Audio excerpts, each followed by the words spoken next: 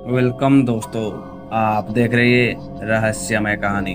मैं आपका दोस्त दीपक कुमार आप सभी को स्वागत करता हूं आज की कहानी में। तो दोस्तों, आज की कहानी का शीर्षक है भरतपुर का भूतिया बाजार। तो चलिए बढ़ते हैं आज की कहानी की ओर।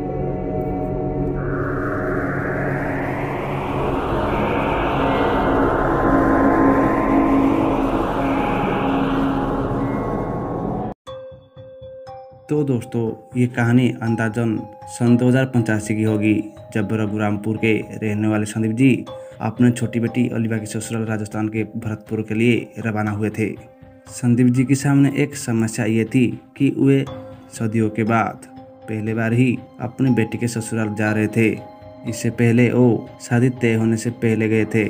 इस बात को बीते काफ़ी साल बीत चुका था, जिस वजह से याददाश्त कुछ धुंधली पड़ गई थी। तब आज की तरह कोई मोबाइल फ़ोन की सुविधा भी नहीं हुआ करती थी। उस वक्त एसटीडी बूथ हुआ करता था, मगर संदीप जी को भरोसा था कि वे कैसे भी करके अपनी बेटी के घर पहुंच जाएंगे। पहले तो उन्होंने दिल्ली से जयपुर की ट्रेन पकड़ी, जैसे कि उन्होंने पहली बार पकड़ी थी। जयपुर में उतरने के बाद उन्होंने वहां से बस पकड़ी भरतपुर के लिए, मगर बस वाले ने उसको किसी पिपली नाम की जगह पर उतर दिया, ये कहते हुए कि ये बस यहाँ से आगे नहीं जाएगी, मगर यहाँ से उन्हें आगे की बस मिल जाएगी। अब तक शाम हो चुकी थी, क्योंकि ठंड का मौसम था तो कोहरा घना छाया हुआ था। संदीप जी ने वहाँ पर थोड़ी पूछताछ करने के बाद उन्हें पता चला कि भरतपुर की बस शाम की 7 बजे आएगी।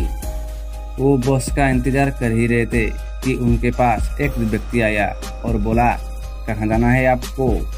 संदीप जी उस व्यक्ति को जवाब देते हुए कहा, भरतपुर बाजार। ये सुनते ही उस व्यक्ति ने उनसे कहा, वो तो बहुत दूर है यहाँ से।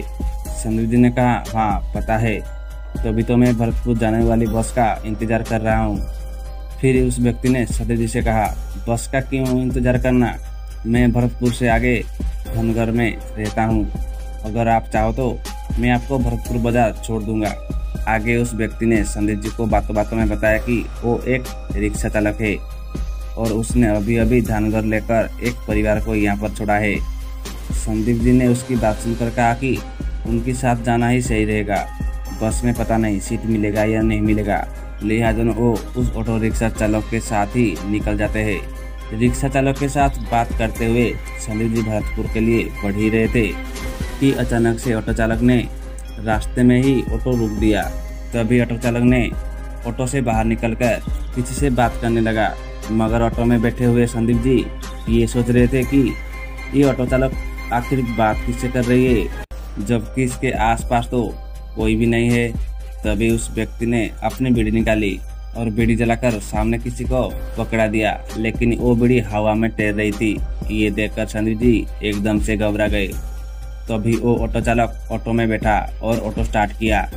तभी किसी तरह संदीप जी ने हिम्मत जुटाते हुए उस व्यक्ति से पूछा, आप किससे बात कर रही है और वो बीड़ी किससे जाकर दी थी? इस पर उस चालक ने कहा, अरे आपने नहीं देखा, आपके पीछे ही तो बैठा है। क्या पीछे? जब उन्होंने पीछे मुड़कर देखा तो वाकई में पीछे वाली सीट पर एक वृद्ध व्यक्ति ने बैठा हुआ था जो बीड़ी पी रहा था। अब जहां पहले पूरे रास्ते संदीप जी और ऑटो चालक ने बातें कर रहे थे, वहीं अभी दोनों के बीच कोई बातचीत नहीं हो रही थी। संदीप जी मन ही मन में सोच रहे थे कि आगे क्या होगा। उस सर्द रात में ही संदीप जी के पसीने छूटने लगे थे। अकेले संदीप जी की हौसला अब टूटने लगा था। वो रह रह कर अपने पीछे बैठे उस वृद्ध आदमी को ही देखे जा रहे थे। कुछ और देर तक खामोशी बनी रही। फिर ऑटो चालक ने संदीप जी से कहा, अब कुछ देर में ही हम भरतपुर बाजार पहुंचने वाले ही है। ये सुनते ही संदीप जी को एक पल के लिए राहत सी मिली। अब देखते ही देखते कुछ मिनटों में भरतपुर बाजार आ गई। उन्होंने ऑटो से उतरकर ऑटो चालक को वहां तक का किराया दिया और आगे निकल गए। अब तो काफी अंधेरा हो चुका था। ऊपर से कोहरा होने के कारण उन्हें समझ में नहीं आ रहा था कि अब वो यहाँ से आगे कहाँ जाए। आसपास घूमने पर संदीप जी को एक छोटी सी चाय की दुकान दिखी, जहाँ पर वो चाय पीने बैठ गए। चाय पीते पीते उन्होंने चाय वालों को पूछा, आप नटवर लाल जी को जानते हैं जो भरतपुर में रहते हैं? इस पर उस चाय वाले ने कहा कि आप उस नटवर लाल जी को बात तो नहीं कर रही है, जिनकी दिल्ली में एक साड़ी का दुकान है। संदीप जी ने तुरंत ही कहा, हाँ हाँ, मैं उन्हीं की ही बात कर रहा हूँ। तो अभी उस चाय वाला ने कहा कि आप चिंता मत करो, मैं अपने लड़के को आपके साथ भेज देता हूँ, वो आपको नटवर लाल जी के घर तक छोड़ आएगा। तो दोस्तों, इस कहानी में बस इतना ही। कहानी अगर आपको अच्छी लगी है तो लाइक शेयर सब्सक्राइब। मैं आपका दोस्त दीपक कुमार, मिलती हूँ फिर एक नई कहानी में। तब तक बाय एंड टेक केयर।